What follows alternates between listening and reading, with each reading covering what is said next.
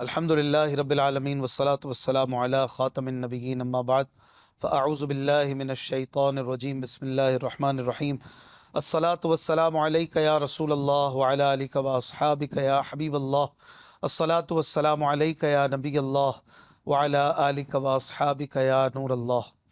مدنی channel کے ناظرین، دیکھ رہے ہیں پروگرام قرآن پاک ترجمہ و تفسیر کے ساتھ۔ اللہ پاک قرآن کے حق کو حق سمجھنے، اس پر عمل کرنے، باطل کو باطل جاننے اور اس سے بچنے کی توفیق عطا فرمائے۔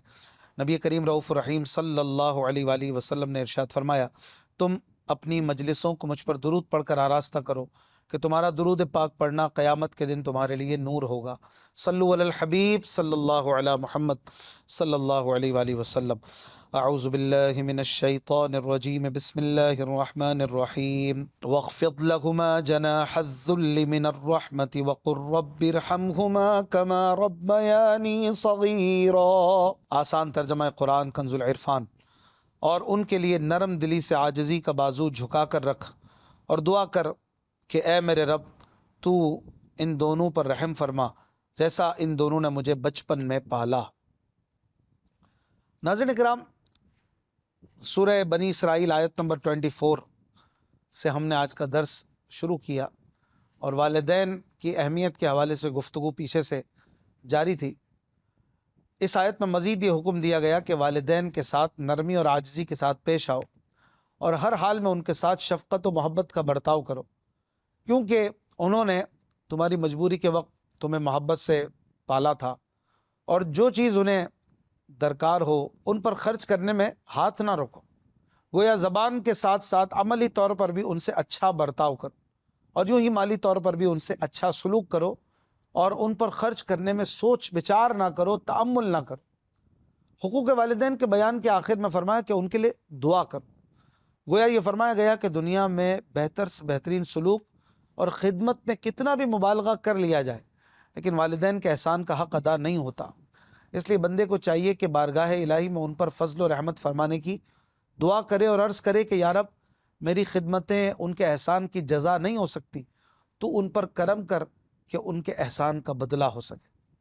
والدین کے لیے دعا کو اپنے روزانہ کے معمولات میں داخل کر لینا چاہیے، اور ان کی صحت و تندرستی، ایمان و عافیت کی سلامتی کی دعا کرنی چاہیے، اور اگر فوت ہو گئے ہوں تو ان کے لیے قبر میں راحت، قیامت کی پریشانیوں سے نجات، بے حساب بخشش اور جنت میں داخلے کی دعا کرنی چاہیے۔ یاد رہے کہ اگر والدین کافر ہوں تو ان کے لیے ہدایت اور ایمان کی دعا کرنی چاہیے، یہی ان کے حق میں رحمت ہے، اور دنیاوی اعتبار سے اچھا سلوک ان کے ساتھ بھی لازم ہے۔ اگلی آیت میں اللہ پاک ارشاد فرماتا ہے، ربکم اعلم بما فی نفوسکم ان تکونوا صالحین فانہ کان للأوابین غفورا۔ آسان ترجمہ قرآن کنز العرفان۔ تمہارا رب خوب جانتا ہے جو تمہارے دلوں میں ہے، اگر تم لائق ہوئے تو بے شک وہ توبہ کرنے والوں کو بخشنے والا ہے۔ ناظرین اکرام، آیت کا مفہوم اپنے اطلاق پر ہے، اور والدین کی خدمت کے حوالے سے لیں تو مطلب یہ ہوگا کہ اللہ پاک خوب جانتا ہے کہ تمہارے دلوں میں والدین کی اطاعت کا کتنا جذبہ ہے اور ان کی خدمت کا کتنا ذوق ہے۔ ہاں، اگر یہ ہوا کہ تمہارے دلوں میں تو ماں باپ کی خدمت کا شوق تھا لیکن اس کا موقع نہیں ملا، تو اللہ پاک پکڑنا فرمائے گا، کیونکہ وہ ارادوں اور نیتوں کو جانتا ہے۔ اور یوں ہی تم واقعی نیک تھے اور اس کے باوجود تم سے والدین کی خدمت پہ کوئی کمی واقع ہو گئی اور تم نے توبہ کر لی، تو اللہ پاک تمہاری توبہ قبول فرما لے گا، کیونکہ وہ بخشنے والا مہربان ہے۔ یہاں یہ یاد رہے کہ والدین کے حقوق میں اگر کوئی کمی ہوئی تو جب تک اس کی تلافی ممکن ہو، تلافی کرنا ضروری ہے۔ جیسے اگر ان کا دل دکھایا تو ان سے معافی مانگنا بھی ضروری ہے۔ اگلی آیت میں اللہ پاک ارشاد فرماتا ہے، وَآتِ ذَا الْقُرْبَى حَقَّهُ وَالْمِسْكِينَ وَابْنَ السَّبِيلِ وَلَا تُبَذِّرْ تَبْذِيرًا۔ آسان ترجمہ قرآن کنز العرفان۔ اور رشتہ داروں کو ان کا حق دو، اور مسکین اور مسافر کو بھی دو، اور فضول خرچی نہ کرو۔ ناظرین اکرام، اس آیت میں والدین کے بعد دیگر لوگوں کے حقوق بیان کیے جا رہے ہیں۔ چنانچہ سب سے پہلے رشتہ داروں کا فرمایا کہ انہیں ان کا حق دو، یعنی ان کے ساتھ صلہ رحمی کرو، ان سے محبت سے پیش آؤ، ان سے میل جول رکھو، اور ان کی خبر گیری کرتے رہو، اور ضرورت کے موقع پر ان کی مدد کرو، اور ان کے ساتھ ہر جگہ حسن سلوک سے پیش آؤ۔ رشتہ داروں کا خرچ اٹھانے سے متعلق حکم شرعی یہ ہے کہ اگر رشتہ دار محارم میں سے ہوں اور محتاج ہو جائیں تو ان کا خرچ اٹھانا یہ بھی ان کا حق ہے، اور صاحب استطاعت رشتہ دار پر لازم اور واجب ہے۔ یاد رہے کہ رشتہ داروں سے حسن سلوک کا قرآن پاک میں بکثرت حکم دیا گیا ہے۔ کم از کم 8 مقامات پر اللہ پاک نے رشتہ داروں سے حسن سلوک کا فرمایا ہے۔ اس سے پتہ چلا کہ رشتہ داروں کے ساتھ حسن سلوک کی اسلام میں بڑی اہمیت ہے۔ پھر آگے رشتہ داروں کے بعد مسکینوں اور مسافروں کے بارے میں فرمایا گیا کہ ان کا بھی حق ادا کرو۔ پھر فرمایا کہ فضول خرچی نہ کرو، یعنی اپنا مال ناجائز کام میں خرچ نہ کرو۔ حضرت عبداللہ ابن مسعود رضی اللہ عنہ سے تبذیر کے بارے میں پوچھا گیا کہ یہ کیا ہے، تو آپ نے فرمایا کہ جہاں مال خرچ کرنے کا حق ہے اس کے بجائے کہیں اور خرچ کرنا تبذیر ہے۔ لہٰذا اگر کوئی شخص اپنا پورا مال حق یعنی اس کے مصرف میں خرچ کر دے تو وہ فضول خرچی کرنے والا نہیں، اور کوئی اگر 1 روپیہ بھی باطل یعنی ناجائز جگہ خرچ کرے تو وہ بھی فضول خرچی کہلائے گی۔ اسراف بلا شبہ ممنوع اور ناجائز ہے، اور علماء اکرام نے اس کی مختلف تعریفات، مختلف ڈیفینیشنز بیان کی ہیں۔ ان میں سے 11 ڈیفینیشنز آپ سماعت فرما لیجئے۔ نمبر 1، غیر حق میں صرف کرنا یعنی خرچ کرنا۔ نمبر 2، اللہ پاک کے حکم کی حد سے بڑھنا۔ نمبر 3، ایسی بات میں خرچ کرنا جو شریعت مطہرہ یا مروت کے خلاف ہو۔ اول تو حرام ہے، اور ثانی یعنی مروت کے خلاف یہ مکروہ تنزیہی۔ نمبر 4، اطاعت الہی کے علاوہ کاموں میں خرچ کرنا۔ نمبر 5، شرعی حاجت سے زیادہ خرچ کرنا۔ نمبر 6، غیر طاعت میں یا بلا حاجت خرچ کرنا۔ نمبر 7، دینے میں حق کی حد سے کمی یا زیادتی کرنا۔ نمبر 8، ذلیل غرض میں کثیر مال خرچ کر دینا۔ نمبر 9، حرام میں سے کچھ یا حلال کو اعتدال سے زیادہ کھانا۔ نمبر 10، لائق و پسندیدہ بات میں لائق مقدار سے زیادہ خرچ کر دینا۔ نمبر 11، بے فائدہ خرچ کرنا۔ اعلیٰ حضرت امام احمد رضا خان رحمۃ اللہ علیہ ان تعریفات کو، ان ڈیفینیشنز کو ذکر کرنے اور ان کی تحقیق و تفصیل بیان کرنے کے بعد فرماتے ہیں، ہمارے کلام کا ناظر خیال کر سکتا ہے کہ ان تمام تعریفات میں سب سے جامع و مانع، واضح تر تعریف پہلی ہے، اور کیوں نہ ہو کہ یہ اس عبداللہ کی تعریف ہے جسے رسول اللہ صلی اللہ علیہ وآلہ وسلم علم کی گٹھری فرماتے، اور جو خلفاء اربعہ رضی اللہ عنہم کے بعد تمام جہان سے علم میں زائد ہے، اور جو ابو حنیفہ جیسے امام الائمہ کا مورث علم ہے۔ اگلی آیت میں اللہ پاک ارشاد فرماتا ہے، ان المبذرین کانوا اخوان الشیاطین وکان الشیطان لربہ کفورا۔ آسان ترجمہ قرآن کنز العرفان، بے شک فضول خرچی کرنے والے شیطانوں کے بھائی ہیں، اور شیطان اپنے رب کا بڑا ناشکرا ہے۔ ناظرین اکرام، اس سے پچھلی آیت میں اللہ پاک نے ارشاد فرمایا کہ فضول خرچی نہ کرو، جبکہ اس آیت میں فرمایا کہ بے شک فضول خرچی کرنے والے شیطانوں کے بھائی ہیں، کیونکہ یہ ان کے راستے پر چلتے ہیں، اور چونکہ شیطان اپنے رب کا بڑا ناشکرا ہے لہٰذا اس کا راستہ اختیار نہیں کرنا چاہیے۔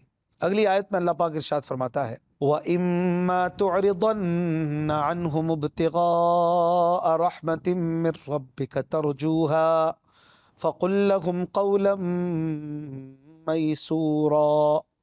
آسان ترجمہ قرآن کنز العرفان، اور اگر تم اپنے رب کی رحمت کے انتظار میں جس کی تجھے امید ہے ان سے منہ پھیرو تو ان سے آسان بات کہو۔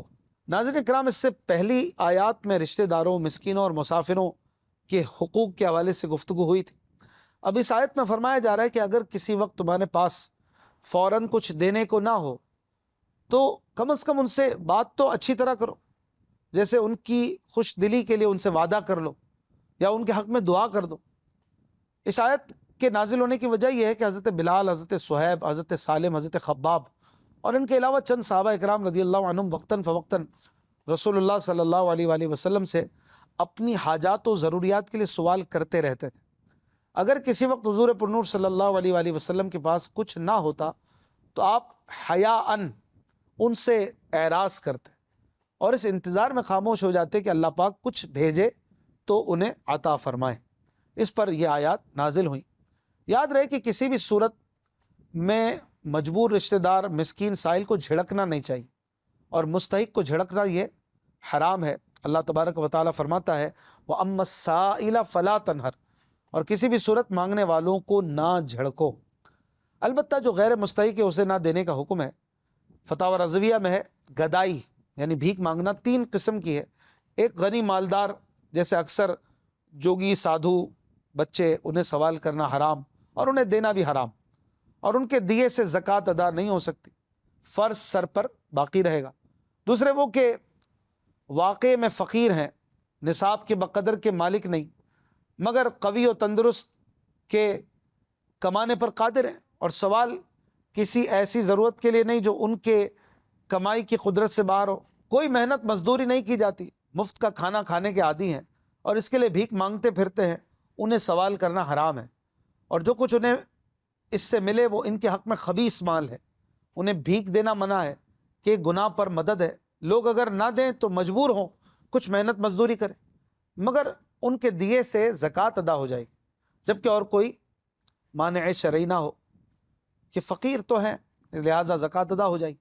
تیسرے وہ عاجز، ناتواں کے نہ مال رکھتے ہیں نہ کمانے پر قدرت، یا جتنے کی حاجت ہے اتنا کمانے پر قادر نہیں، انہیں حاجت کی مقدار سوال حلال ہے، اور اس سے جو کچھ ملے ان کے لیے طیب اور یہ عمدہ مصارف زکوٰۃ سے ہیں، اور انہیں دینا باعث اجر عظیم ہے۔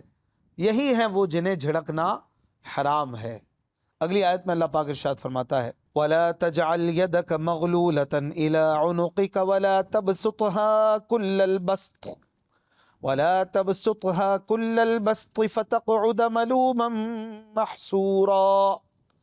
آسان ترجمہ قرآن کنز العرفان۔ اور اپنا ہاتھ اپنی گردن سے بندھا ہوا نہ رکھو اور نہ پورا کھول دو کہ پھر ملامت میں حسرت میں بیٹھے رہ جاؤ۔ ناظرین کرام، اس آیت میں خرچ کرنے میں اعتدال کو ملحوظ رکھنے کا فرمایا گیا ہے، اور اسے ایک مثال سے سمجھایا گیا کہ نہ تو اس طرح ہاتھ رکھو کہ بالکل خرچ ہی نہ کرو، اور یہ معلوم ہو گویا کہ ہاتھ گلے سے باندھ دیا گیا ہے اور دینے کے لیے ہل ہی نہیں سکتا۔ ایسا کرنا تو سبب ملامت ہے کہ بخیل کنجوس کو سب لوگ برا کہتے ہیں، اور نہ ایسا ہاتھ کھولو کہ اپنی ضروریات کے لیے بھی کچھ باقی نہ رہے، کہ اس صورت میں آدمی کو پریشان ہو کر بیٹھنا پڑتا ہے۔ اس آیت کے نازل ہونے کی وجہ کے بارے میں یہ روایت ہے کہ ایک مسلمان عورت کے سامنے ایک یہودیہ نے حضرت موسیٰ علیہ السلام کی سخاوت کا بیان کیا، اور اس میں اس حد تک مبالغہ کیا کہ حضور صلی اللہ علیہ وآلہ وسلم پر ترجیح دے دی، اور کہا کہ حضرت موسیٰ کی سخاوت اس انتہا پر پہنچی ہوئی تھی کہ اپنی ضروریات کے علاوہ جو کچھ بھی ان کے پاس ہوتا سائل کو دے دینے سے دریغ نہ فرماتے۔ یہ بات مسلمان خاتون کو ناگوار گزری، اور انہوں نے کہا کہ انبیاء اکرام علیہم الصلاۃ والسلام سب صاحب فضل و کمال ہیں، حضرت موسیٰ علیہ الصلاۃ والسلام کے جود و نوال میں، آپ کی سخاوت میں کوئی شبہ نہیں، لیکن ہمارے نبی محمد صلی اللہ علیہ وآلہ وسلم کا مرتبہ سب سے بلند و بالا ہے۔ اور یہ کہہ کر انہوں نے چاہا کہ یہودیہ کو سرکار دو عالم صلی اللہ علیہ وآلہ وسلم کی سخاوت اور آپ کے جود و کرم کی آزمائش کرا دی جائے۔ چنانچہ انہوں نے اپنی چھوٹی بچی کو حضور علیہ الصلاۃ والسلام کی خدمت میں اس لیے بھیجا کہ ان سے قمیص مانگ لائے۔ اس وقت حضور علیہ الصلاۃ والسلام کے پاس ایک قمیص تھی جو زیب تن تھی۔ آپ صلی اللہ علیہ وآلہ وسلم نے وہی اتار کر عطا فرما دی، اور اپنے مبارک گھر میں آپ تشریف رکھے رہے، شرم سے باہر تشریف نہ لائے، یہاں تک کہ اذان کا وقت آ گیا۔ اذان ہوئی، صحابہ اکرام رضی اللہ عنہم نے انتظار کیا، حضور علیہ الصلاۃ والسلام باہر تشریف نہیں لا رہے۔ سب کو فکر ہوئی، حال معلوم کرنے کے لیے مبارک گھر کے پاس کچھ صحابہ حاضر ہوئے تو دیکھا کہ جسم مبارک پر قمیص نہیں، کسی سائل کو وہ بھی عطا فرما دی ہے۔ اس پر یہ آیت نازل ہوئی۔ یاد رہے کہ اس آیت میں خطاب اگرچہ سرکار دو عالم صلی اللہ علیہ وآلہ وسلم سے ہے، لیکن مراد یہاں امت ہے، کہ ساری امت کی اس میں تربیت فرمائی جا رہی ہے۔ سبحان اللہ۔ اگلی آیت میں اللہ پاک ارشاد فرماتا ہے ان ربک یبسط الرزق لمن یشاء ویقدر انہ کان بعبادہ خبیرا بصیرا۔ بے شک تمہارا رب جس کے لیے چاہتا ہے رزق کھول دیتا ہے اور تنگ کر دیتا ہے، بے شک وہ اپنے بندوں کی خوب خبر رکھنے والا ہے۔ ناظرین کرام، یہاں پر فرمایا جا رہا ہے کہ رزق کشادہ کرنا یا تنگ کرنا اللہ پاک کی قدرت میں ہے۔ وہی جس کا رزق بڑھانا چاہے بڑھا دیتا ہے، اور جس کا تنگ کرنا چاہے تنگ کر دیتا ہے۔ وہ تمام لوگوں کے حالات اور مصلحتوں کو خوب جانتا ہے، لہٰذا اس نے جسے امیر بنایا وہ بھی حکمت کے مطابق ہے، اور جسے غریب رکھا وہ بھی حکمت کے مطابق ہے۔ ناظرین کرام، اللہ پاک نے تمام انسانوں کو مالی اعتبار سے ایک جیسا نہیں بنایا، بلکہ بعض کو امیر بنایا، بعض کو غریب رکھا، اور اس میں اس کی بے شمار حکمتیں ہیں۔ جیسے ایک حکمت یہ ہے کہ بعض لوگوں کے ایمان کی بھلائی اسی میں ہوتی ہے کہ اللہ پاک انہیں مال عطا کرے، اور اگر وہ غریب ہوں تو ان کا ایمان تباہ ہو جائے گا، اس لیے اللہ پاک انہیں کثیر مال عطا فرماتا ہے۔ اور بعض لوگوں کے ایمان کی بھلائی اسی میں ہوتی ہے کہ ان کے پاس مال کم ہو، اور اگر ان کے پاس زیادہ مال آ جائے تو ان کا ایمان ضائع ہونے کا خطرہ ہو جاتا ہے، اس لیے اللہ پاک انہیں غریب رکھتا ہے۔ اسی طرح بعض کو امیر اور بعض کو غریب بنانے کی ایک حکمت یہ ہے کہ اس سے دنیاوی معاملات کا انتظام اچھے طریقے سے چل رہا ہے، اور ہر انسان کی ضروریات زندگی کی تکمیل ہو رہی ہے۔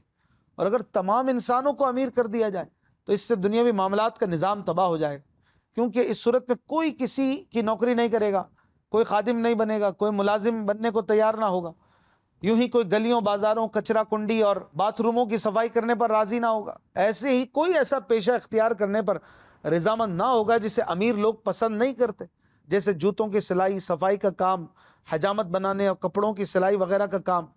یوں ہی شہری اور ملکی نظام کا جو حال ہوگا وہ تباہ و برباد اور درم برم ہو جائے گا۔ ہر عقل مند آدمی اسے آسانی سے سمجھ سکتا ہے، اس لیے ہر ایک کو چاہیے کہ اللہ پاک کے حکم کے سامنے سر تسلیم خم کر دے اور اس کی قضا پر، اس کے فیصلے پر راضی رہے، اور اگر اس کے رزق میں تنگی ہو تو صبر کرے، اور رزق میں وسعت ہو تو اللہ پاک کا شکر ادا کرے۔ اللہ پاک سے دعا ہے کہ وہ ہمیں قرآن پاک سمجھنے اور اس پر عمل کرنے کی توفیق عطا فرمائے۔ زندگی رہی تو انشاءاللہ الکریم آیت نمبر 31 سے اگلے درس میں سنیں گے۔ اپنا خیال رکھیے گا۔ صلو علی الحبیب صلی اللہ علی محمد صلی اللہ علیہ وآلہ وسلم۔